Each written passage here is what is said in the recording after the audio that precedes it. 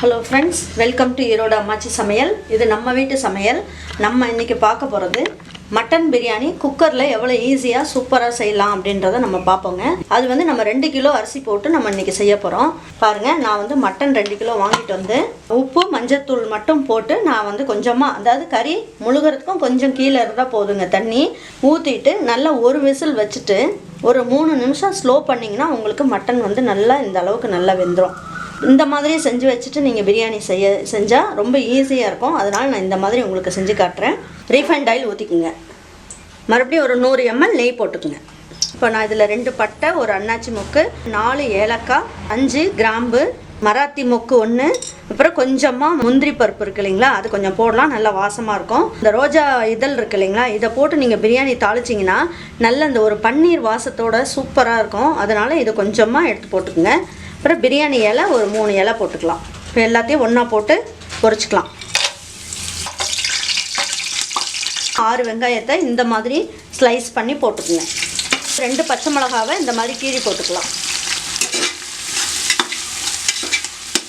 பாருங்கள், நம்ம அரைக்கிறதுக்கு என்னென்ன ஜாமான் வேணும்னு நான் சொல்கிறேன். இப்போது நம்ம 2 kilo mutton, 2 kilo basmati rice போடுறதுனால நான் என்ன பண்ணியிருக்கேன், ஒரு கிலோவுக்கு 100 பூண்டு 100 இஞ்சி போடலாங்க. நான் வந்து 2 கிலோங்கிறதுனால 200 பூண்டு 200 இஞ்சி எடுத்திருக்கேன். நான் காரத்துக்குன்னு பார்த்தீங்கன்னா 2 பச்சை மிளகா, ஒரு கைப்பிடி அளவு புதினா, ஒரு கைப்பிடி அளவுக்கு கொத்தமல்லி, இது எல்லாமே நீங்கள் வந்து என்ன பண்ணுங்கள், மிக்சியில் வச்சு நல்லா நைஸாக அரைச்சி எடுத்து வச்சுக்கலாம். இந்த அளவுக்கு நல்லா வதக்கியாச்சு. இந்த இஞ்சி பூண்டு பச்சை மிளகாய் கொஞ்சம் கொத்தமல்லி அரைச்சி வச்சோம் இல்லைங்களா, நான் மெஷர்மெண்ட்டு சொல்லியிருக்கேன். அதை வந்து நம்ம இதில் போட்டுக்கலாம். இதையும் நல்லா எண்ணெயிலேயே நல்லா வதக்கிடணும்.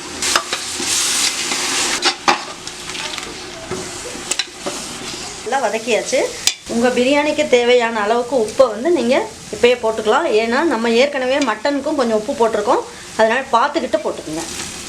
பாருங்கள், நல்லா வதங்கிடுச்சு. வெங்காயம் எல்லாமே வதங்கிடுச்சு. இப்போ நம்ம இதில் 1 ஸ்பூன் அளவுக்கு கரம் மசாலா பொடி போட்டுக்கலாம். நம்ம அந்த தலைப்பாக்கட்டு பிரியாணிலெல்லாம் சாப்பிடுவோம் பாருங்கள், அந்த மாதிரி இருக்குங்க பிரியாணி. பெரிய ஸ்பூனில் 1 ஸ்பூன் அளவுக்கு மிளகாய் தூள் போட்டுக்குங்க காரத்துக்கு. பாருங்கள், நான் ஒரு 6 தக்காளி, மீடியம் சைஸ் தக்காளியை எடுத்து வச்சுருக்கேன், அதை நறுக்கியிருக்கேன், அதை போட்டுக்கலாம். ஒரு 50 ml தயிர் எடுத்திருக்கேன், அது போட்டுக்கலாம்.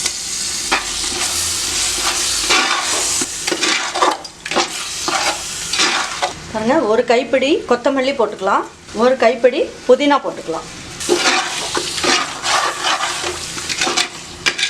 பாருங்கள், இதில் வந்து நான் 2 கிலோ அரிசி பாஸ்மதி ரைஸ் எடுத்து வச்சேன். இதில் ஒரு டப்பா நிறைய வந்தது எனக்கு, 1 கிலோ அரிசி.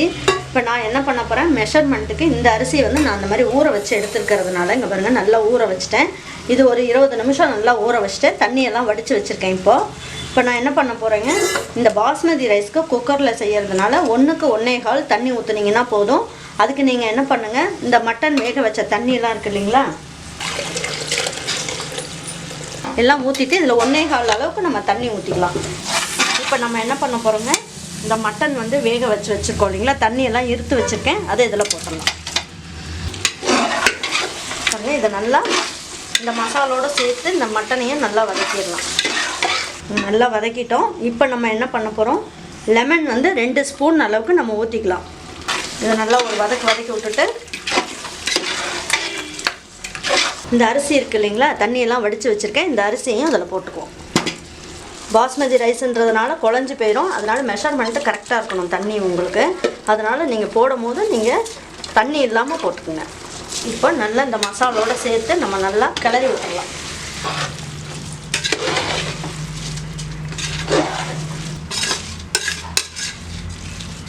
பாருங்கள், நல்லா கலக்கி விட்டாச்சு. இப்போ நம்ம என்ன பண்ண போகிறோம், ஒரு நிமிஷம் இப்படியே வச்சுருவோம். இப்போ தண்ணியை வந்து அளந்து ஊற்றிக்கலாம். நீங்கள் வேணும்னா சுடுதண்ணி கூட நீங்கள் வச்சு ஊற்றிக்கலாம். ஏன்னா மட்டன் வந்து வேக வச்ச தண்ணி இருக்குது இல்லைங்களா, அதோட நீங்கள் கொஞ்சம் சுடுதண்ணியை ஆட் பண்ணி 1க்கு 1.25 அப்படி ஊற்றிக்குங்க. இப்போ இதில் 1.25 கப் அளவுக்கு தண்ணி ஊற்றிக்கலாம். நீங்கள் மட்டன் வேக வச்ச தண்ணி இதெல்லாமே இதில் ஊற்றிக்கலாம். இந்த அளவுக்கு வச்சிங்கன்னா உங்கள் பிரியாணி வந்து நல்லா தம் பிரியாணி மாதிரி சூப்பராக வரும். மட்டனில் தண்ணி உப்பெல்லாம் போட்டிருக்கோம் இல்லைங்களா, இப்போ நம்ம என்ன பண்ணுவோம், இப்போ இந்த இதெல்லாம் நல்லா கிளறி விட்டுட்டு நம்ம இதை கொஞ்சம் இந்த தண்ணியை கொஞ்சம் வாயில் போட்டு பார்த்தோம்னா நமக்கு வந்து தெரியும் எவ்வளோ உப்பு இருக்குது, வேணுமா வேண்டாமான்னு தெரியும். பார்த்துக்கிட்டு நீங்கள் உப்பு வேணும்னா ஆட் பண்ணிக்கோங்க. இப்போ என்ன பண்ணுங்க, இப்போ இந்த குக்கர் மூடி வச்சு நம்ம மூடிடலாம். விசில் போட வேண்டாங்க. விசில் வந்து நம்ம என்ன பண்ணுவோம், இந்த இடத்துல வந்து ஆவி வந்ததுக்கப்புறம் நம்ம என்ன பண்ணலாம், குக்கர் மூடியை திறந்து ஒரு கிளறி விட்டுட்டு நம்ம விசில் போட்டுக்கலாங்க. ஆனால் நல்லா ஸ்டீம் வருது, கொஞ்சம் மெதுவாக அப்படியே திறந்து நல்லா ஒரு கிளறி விட்டுருவோம்.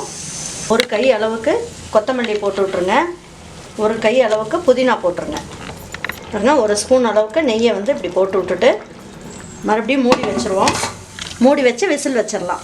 ஒரு விசில் வந்த உடனே ஒரு 5 நிமிஷம் ஸ்லோ பண்ணி எடுத்துடலாம். ஸ்டீம்லாம் போயிடுச்சு.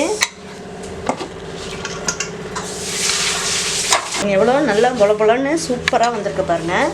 சூப்பரான பிரியாணி ரெடி ஆகிடுச்சு. குக்கர் பிரியாணி, அதுவும் தலப்பாக்கட்டியில் கிடைக்கிற மாதிரியே பிரியாணி உங்களுக்கும் அருமையாக கிடைக்குங்க. இப்போ நம்ம என்ன பண்ணுவோம், இந்த மாதிரி ஒரு கிளறி விட்டுட்டு மீதி இருக்க கொத்தமல்லியும் புதினாவும் இருக்கு இல்லைங்களா, அதை கொஞ்சம் அப்படியே தூவி விட்டுட்டு நம்ம வந்து குக்கர் மூடி வச்சுக்கலாம். மூடி 2 நிமிஷம் நீங்கள் மூடி வச்சிங்கன்னா தம் ஆயிரும். அதுக்கப்புறம் நீங்கள் எடுத்து பரிமாறிக்கலாம். பாருங்கள், ரொம்ப அருமையாக பிரியாணி வந்து ரெடி ஆகிடுச்சு. இதே மாதிரி நீங்கள் குக்கரில் பிரியாணி நான் சொன்ன மெஷர்மெண்ட்டில் நீங்கள் செஞ்சீங்கன்னா உங்களுக்கும் நல்ல உதிரியான மட்டன் பிரியாணி சூப்பராக கிடைக்குங்க. இதே மாதிரி நீங்கள் வீட்டில் செஞ்சு பாருங்கள். செஞ்சு பார்த்துட்டு பிடிச்சதுன்னா லைக் பண்ணுங்கள், ஷேர் பண்ணுங்கள், சப்ஸ்கிரைப் பண்ணுங்கள், மறந்துடாமல் கமெண்ட்ஸ் பண்ணுங்கள்.